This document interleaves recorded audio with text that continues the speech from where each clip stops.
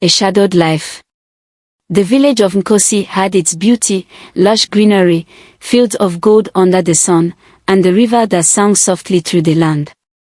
But for Eo, life in Nkosi was anything but beautiful. Her days were a relentless cycle of hardship. She spent her mornings walking barefoot to the river, hauling heavy jugs of water for her family, and her afternoons cleaning the homes of the wealthy who barely noticed her presence. Nights were cold and hungry, her dreams too small to escape the harsh reality of her life. The villagers whispered when she passed. Cursed, they called her. They said her mother's death during childbirth was an omen, and the poverty that followed was proof. Children ran from her shadow, and neighbors turned away when she needed help. Eo had learned to survive in silence, swallowing her pain like bitter medicine. One fateful day, as the sun dipped low over the horizon, painting the sky in strokes of orange and crimson, Eo walked to the river. She enjoyed these quiet moments, where the rushing water drowned out the noise of her thoughts. But that evening, she wasn't alone. A woman stood by the water's edge, her presence commanding yet elegant. She was draped in fine fabrics that shimmered like they had caught the light of the stars themselves. Her head was held high, and her dark eyes sparkled with an intensity that sent shivers down Eo's spine. "Hello, child," the woman said, her voice smooth and melodic. Eo froze, clutching her water jug. No one had spoken to her with kindness in years. "Good evening, Ma," she whispered. The woman smiled, though it didn't reach her eyes. "What is your name?" "Eo," she replied hesitantly. "Eo," the woman repeated, tasting the name like it was a fine delicacy. "I am Madame Ola. You are just the person I need." "Me?" Eo's voice was almost a squeak. Surely, this woman had the wrong person. Madame Ola stepped closer, her movements as graceful as a panther's. "I have a task, a simple one, but it requires someone like you. I need you to collect items from the villagers. Worn clothes, broken tools, anything they no longer need." Eo frowned. "But why me?"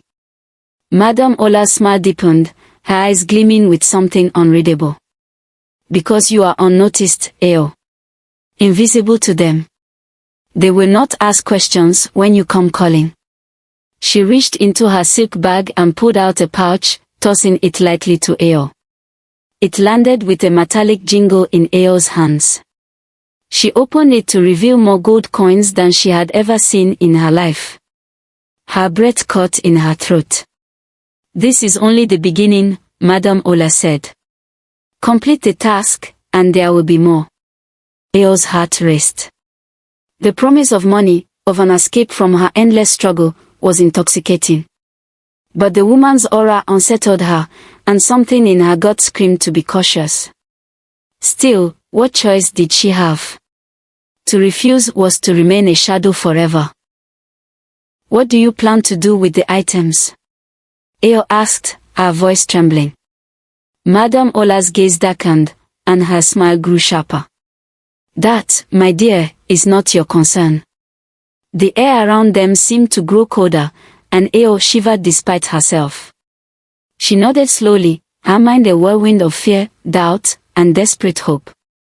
"Good," Madame Ola said, turning away. "We'll speak again soon."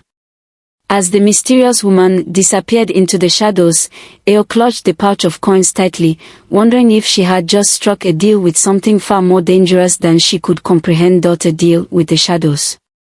The coins felt heavier than they should have, like they carried the weight of 1,000 untold secrets. Eo sat in her small, crumbling hut that night, staring at the pouch Madame Ola had given her. She had counted the coins twice, her hands trembling. It was enough to buy food, repair her leaking roof, and maybe even save a little for a better future. But the unease in her chest wouldn't leave.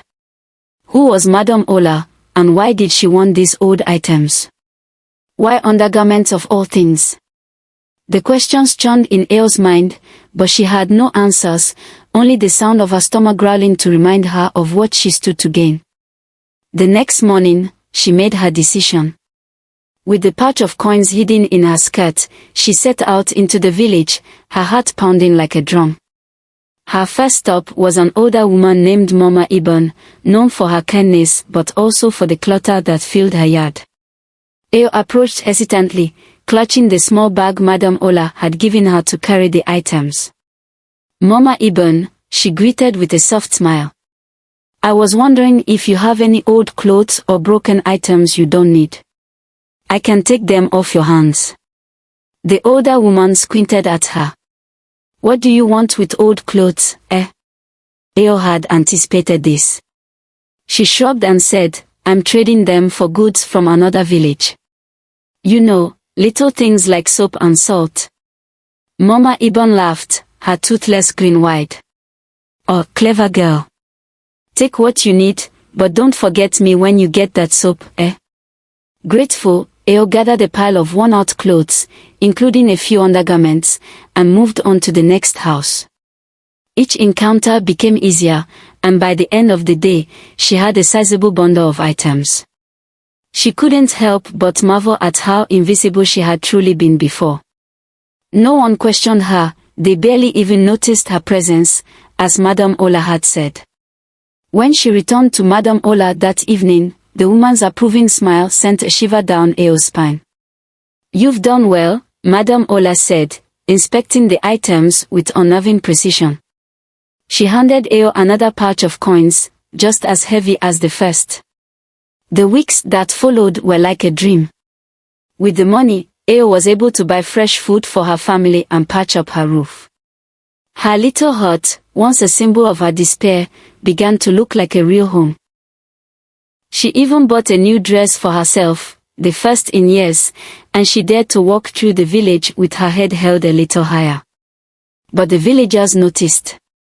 Where is she getting the money? Some whispered. Who would pay her for rags and trash? She's cursed, others said. Maybe she's using juju. The rumors didn't bother Ayo at first. For the first time in her life, she wasn't hungry. For the first time, she didn't have to beg. Let them talk, she thought. They'd never cared about her before, why should she care about their opinions now? But beneath the surface of her newfound life, a shadow loomed. Every time she handed over a bundle to Madame Ola, she couldn't ignore the strange way the woman's hands lingered on the items or the unsettling glint in her eyes. Madame Ola never revealed what she did with the goods, and Ayo had learned not to ask. The weight of the coins in her pouch was all that mattered, wasn't it? One evening, as she left Madame Ola's meeting place with another payment, she caught sight of a figure lurking in the distance. It was Tond, the village's gossipy blacksmith, watching her with narrowed eyes. Ayo's heart skipped a beat. The whispers were growing louder, and the villagers' curiosity more dangerous. Her newfound fortune was no longer a secret, and she realized, with a chill, that the same people who once ignored her might soon see her as a threat. But it was too late to turn back now. Madame Ola's shadow loomed too large, and Ayo knew she had made her choice.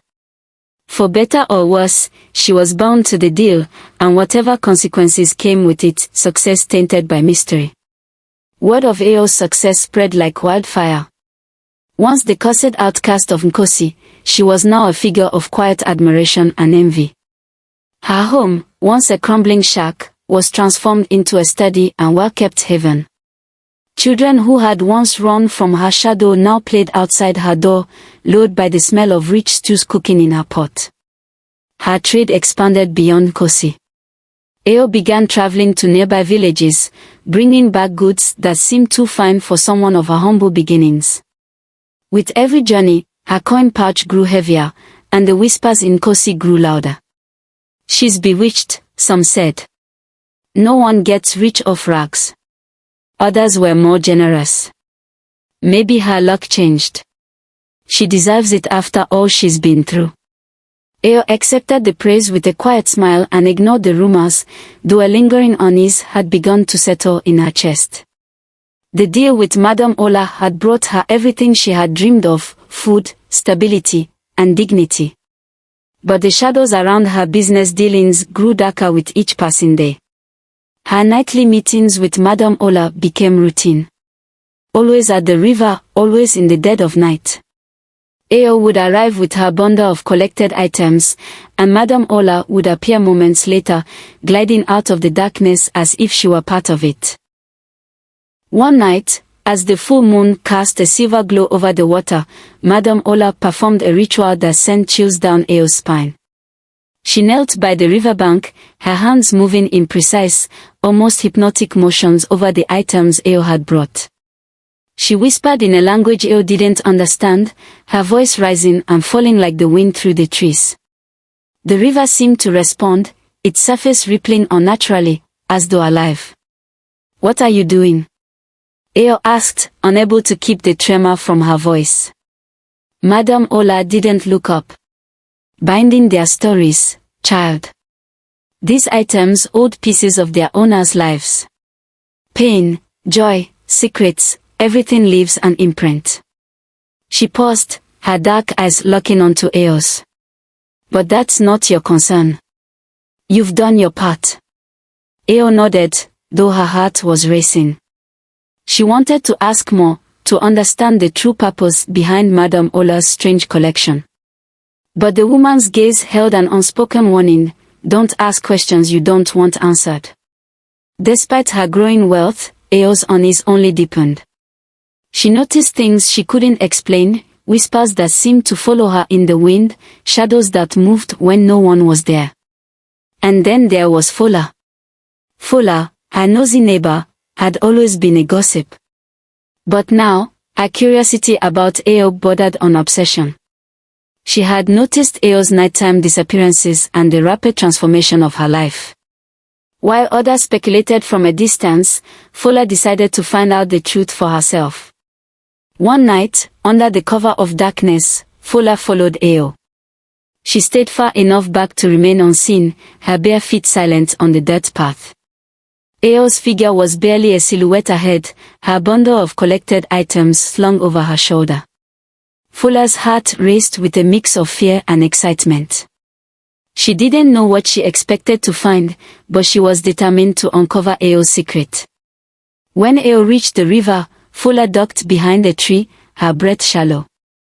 Moments later, Madame Ola appeared, her shimmering garments catching the moonlight. Fola's eyes widened as she watched the strange woman accept Ao's bundle and begin her eerie ritual. The river's surface shimmered unnaturally, and Fola bit her lip to keep from gasping.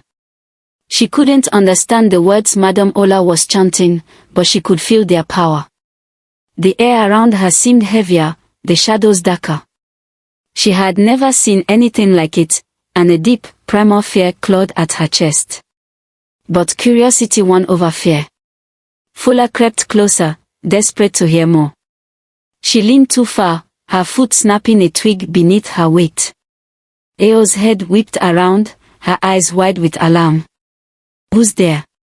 Fola froze, her heart pounding so loudly she was sure they could hear it. Madame Ola turned her gaze toward the trees, her piercing eyes scanning the darkness. For a moment, Fola felt as though those eyes had locked onto hers, but Madame Ola said nothing. "It's just the wind," Madame Ola finally said, her voice calm but firm. "Finish up, child. We have no time for distractions." Ao hesitated but nodded, her shoulders tense. Fola didn't wait to see more. She turned and ran, her mind racing with what she had just witnessed. Whatever Ao was involved in, it was no ordinary business. And Fola, for better or worse, was now entangled in the shadows of Ao's mysterious rise to fortune. The river's secrets. The river flowed as it always did, a silent witness to the events that unfolded under the cover of night. For Fola, it had become a place of haunting mystery. The visions she had seen last time, Madame Ola's chanting, the eerie glow of the water, and the unnatural disappearance of the collected items, haunted her every waking thought. She couldn't sleep, couldn't eat. And yet, she couldn't resist the pull to learn more. This time, she was determined to uncover the truth fully. On a moonless night, cloaked in shadows, Folklore followed Eo again. She stayed farther back this time, her steps careful and deliberate. Eo walked briskly, her bundle of goods bouncing lightly against her back, oblivious to the eyes trailing her. When Eo reached the river, she hesitated, her body tense, as though she too felt the weight of the night's darkness. Madame Ola appeared moments later, stepping out of the shadows as if they had given birth to her. She moved with the grace of a predator, her shimmering garments catching faint light that wasn't there. Folklore crouched behind a bush, her breath shallow. Her heartbeat thudded in her ears as she watched Madame Ola and Eo exchange brief words. Then, the ritual began. Madame Ola placed the bundle of collected items on the ground and began to chant. Her voice was low and rhythmic, the language ancient and indecipherable. She waved her hands over the items, and a faint glow began to emanate from them. Folklore's jaw dropped as she saw the items, clothes, tools, even small trinkets, begin to dissolve into the air, disappearing as though consumed by an invisible force. The river responded, its surface rippling violently though no wind stirred. Madame Ola's chanting grew louder, her tone commanding yet eerily melodic. The glow intensified, casting strange, flickering shadows around the riverbank. The air seemed charged with electricity, and Folklore felt her skin prickle with fear. "Is this magic?" Folklore whispered under her breath, though no one was near enough to hear her. When the final item disappeared, Madame Ola stopped chanting. The glow faded, and the river calmed, as if the world had been holding its breath and now dared to exhale. Madame Ola turned to Eo, handing her another pouch of coins. "You've done well," she said, her voice smooth but carrying an edge that made Folklore's stomach churn. Eo hesitated, her hand trembling slightly as she took the pouch. "What happens to them?" she asked, her voice barely above a whisper. "The items, I mean." Madame Ola's sharp gaze bore into Eo, and for a moment, the night seemed to grow colder. "You needn't concern yourself with such things, child. Focus on what this brings you." She gestured toward the pouch of coins in Eo's hand. "Wealth. Freedom. A life beyond the one you were cursed with." Eo swallowed hard and nodded, though her unease was plain on her face. "Yes, ma." Satisfied, Madame Ola turned and disappeared into the shadows as quickly as she had come, leaving Eo standing alone at the riverbank. From her hiding spot, Folklore clutched her chest, trying to calm her frantic heartbeat. She didn't know what she had just witnessed, but she knew it was wrong. Unnatural. Dangerous. She had to warn the village before it was too late. Folklore fled back to Nkosi, her feet pounding against the dirt path. Her mind raced with thoughts of what to say and how to convince the villagers. She was known for her nosiness, and she feared they might dismiss her warnings as exaggerated gossip. But this was too important to ignore. Whatever Madame Ola was doing, it wasn't just strange, it was sinister. Meanwhile, Eo returned to her now refurbished home, her heart heavy with doubt. She placed the pouch of coins on her table and stared at it, her mind swirling with conflicting emotions. The money had brought her everything she'd ever wanted: food, shelter, dignity. But at what cost? The rituals grew stranger with each passing night, and Eo couldn't shake the feeling that she was being used for something far beyond her understanding. Madame Ola's cryptic words echoed in her mind, and the shadows around her seemed to creep closer with every step she took. For the first time since she had struck the deal, Eo wondered if she had made a terrible mistake. But the path back was shrouded in darkness, and she didn't know if escape was even possible. Unbeknownst to her, Folklore's discovery would soon bring everything to light, whether Eo was ready for it or not. The revelation.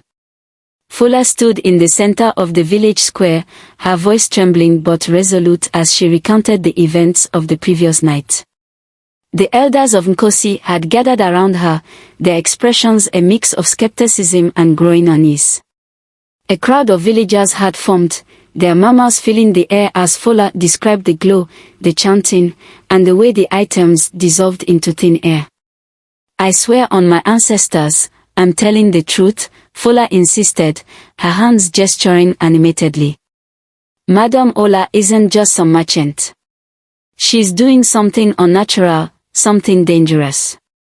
And Ao is helping her." The elders exchanged uneasy glances. Chief Ode, a stern man with a voice that carried authority, raised his hand to silence the crowd. "Bring Ao here," he commanded. It didn't take long for the villagers to fetch Ao from her home. She walked into the square with her head held high, though her heart pounded in her chest. The stares of her neighbors, once indifferent, were now sharp and accusing. For a moment, she felt like the cursed outcast they had always believed her to be. "You have been summoned," Chief Ode said, his voice heavy with gravity. "Folklore claims you are involved in dealings with a sorceress. Speak the truth, Ao. What is going on?" Ao hesitated, her gaze dropping to the ground. She had always known this day might come, but now that it was here, she felt trapped, cornered.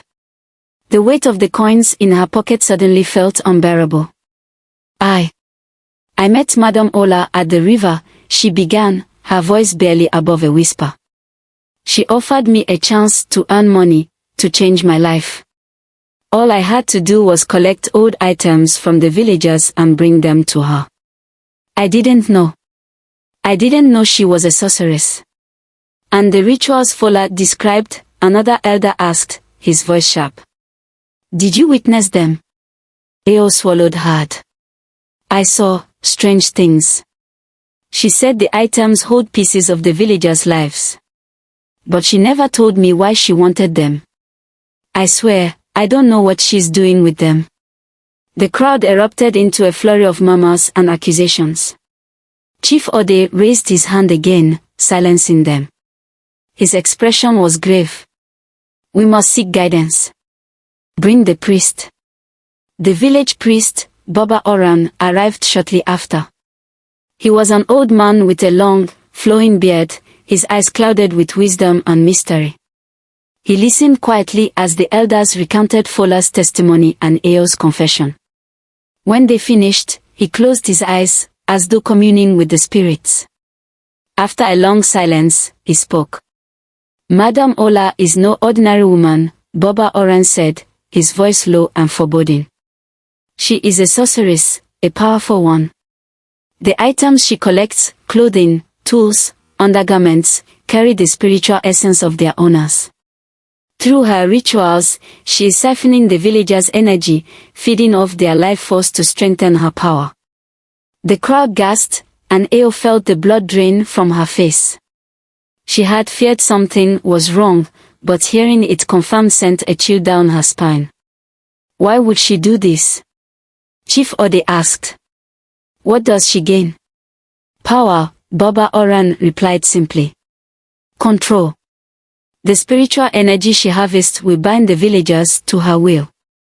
If we do not act, she will grow stronger, and we will all become her puppets." The villagers broke into a panic, their voices rising in fear and anger. Ao felt their glares pierce her, and she shrank back, clutching her arms. Chief Ade's voice boomed over the chaos. "Enough. We will not solve this with fear. Baba Oran, what must we do?" The priest's expression hardened. "Madam Ola must be confronted and stopped before she completes whatever dark purpose she has planned. But she is no ordinary foe. To face her, we must prepare, spiritually and physically. I will need time to conduct rituals of protection for those who will confront her. And Ao." He turned to her, his gaze piercing. "You must come with us. You are the key to drawing her out." Ao's eyes widened in shock. "Me? Why me?" "You are her link to this village," Baba Oran said. "She trusts you. Without you, We cannot get close enough to stop her. Fear gripped Eo's heart. She had thought she could keep her distance, remain a pawn in Madame Ola's game without getting too deeply involved. Now, she realized she was at the center of it all. "I'll go," she said finally, her voice shaking but firm. "I'll help you stop her." The villagers stared at her, some with suspicion, others with pity. She didn't blame them. Her hands weren't clean. But if she had a chance to undo the damage she had caused, she would take it, even if it meant facing Madame Ola herself. As the village prepared for the confrontation, Eo couldn't shake the growing dread in her heart.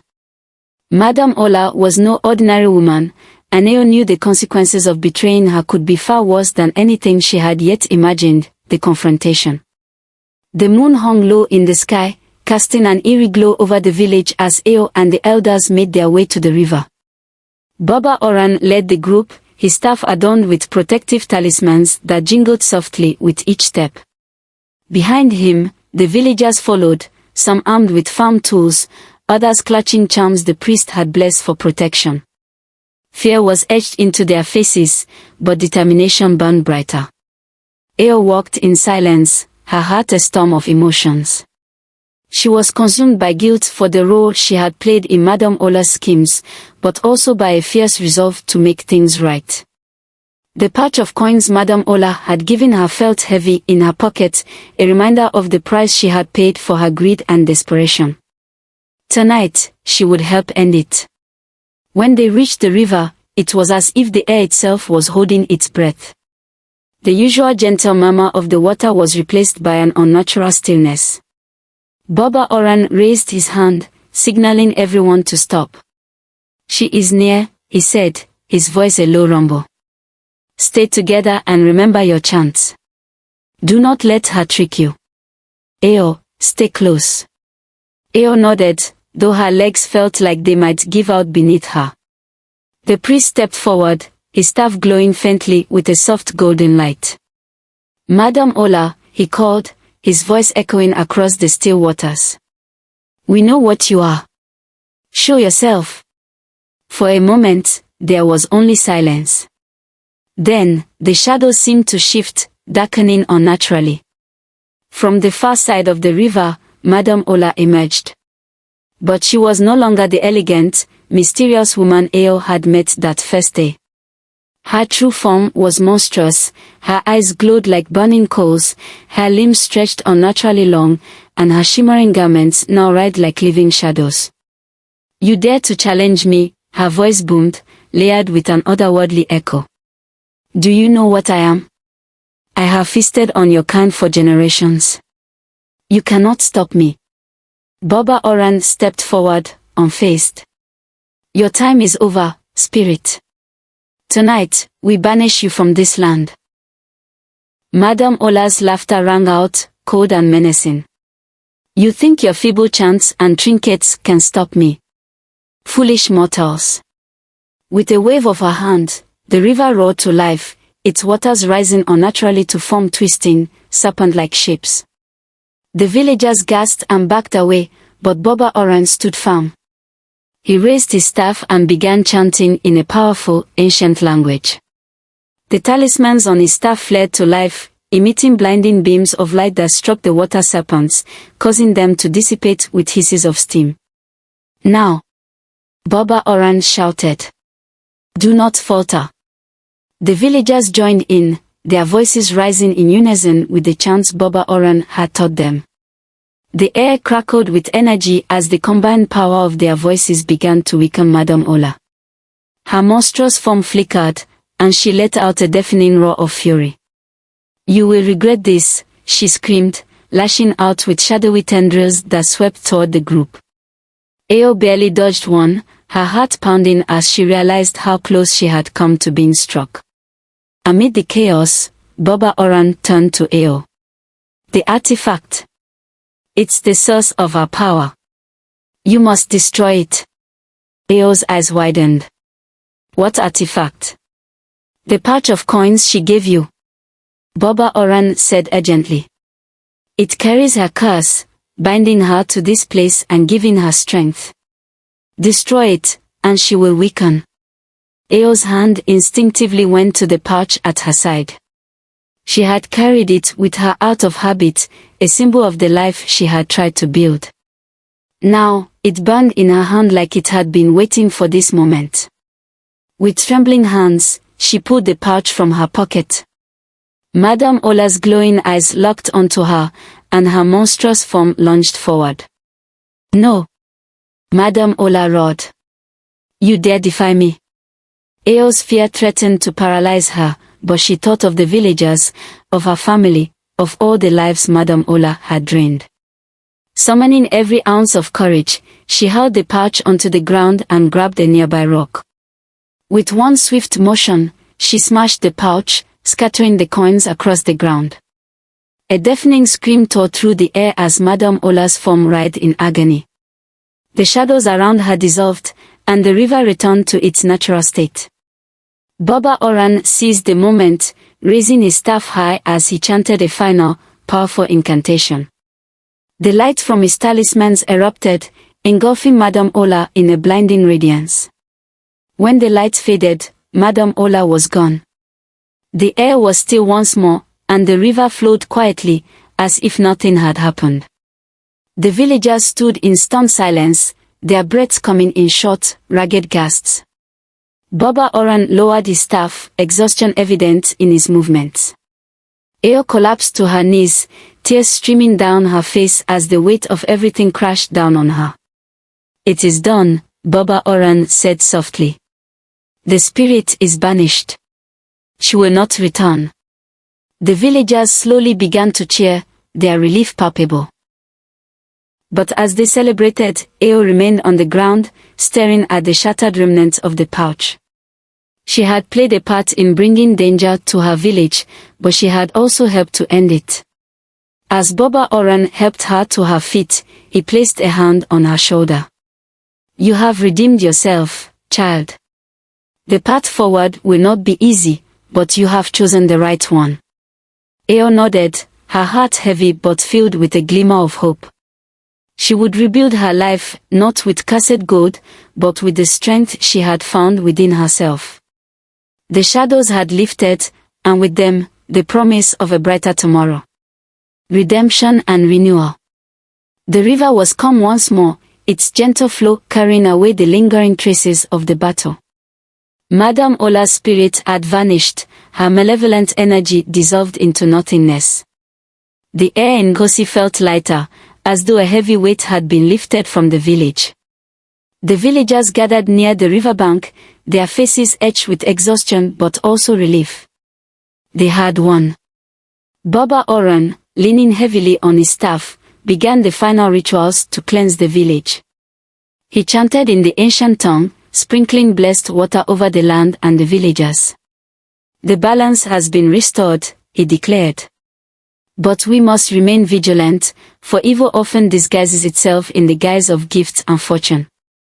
The villagers murmured their agreement, their gazes shifting to Eo. She stood apart from the crowd, her head bowed. Though Madame Ola was gone, Eo knew her role in the ordeal could not be forgotten. Some of the villagers had already forgiven her, understanding the desperation that had driven her to strike a deal with the sorceress.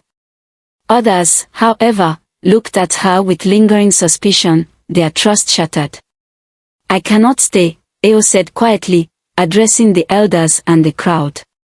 Her voice was steady, though her heart ached with the decision. "I brought danger to this village. Even if I didn't understand what I was doing, I have to make amends. I need to find my own path to redemption." Chief Ode nodded solemnly. "It takes courage to admit one's mistakes and seek a way forward. Go, Eo, and may the spirits guide you." Baba Oran placed a protective charm in her hand. "Take this. It will guide you on your journey and remind you of the lessons you've learned." Eo accepted it with trembling fingers. She glanced around the village one last time, her eyes lingering on the familiar faces she had grown up with. She knew she would miss them, even the ones who had shunned her. With a deep breath, she turned and walked away, the path ahead uncertain but hers to shape.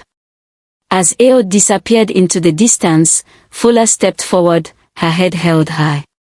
The villagers surrounded her, their voices rising in praise. Fola, the brave one, they cheered. She saw the danger and saved us all. Though Fola had been afraid, she had acted when others would not.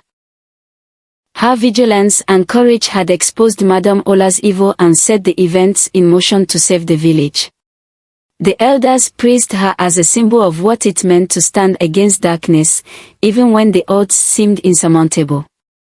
Fola smiled, humbled by the recognition. I only did what anyone should do. We must always look out for one another, no matter how small or powerless we might feel. The villagers took her words to heart. Over the weeks that followed, they worked together to rebuild their lives.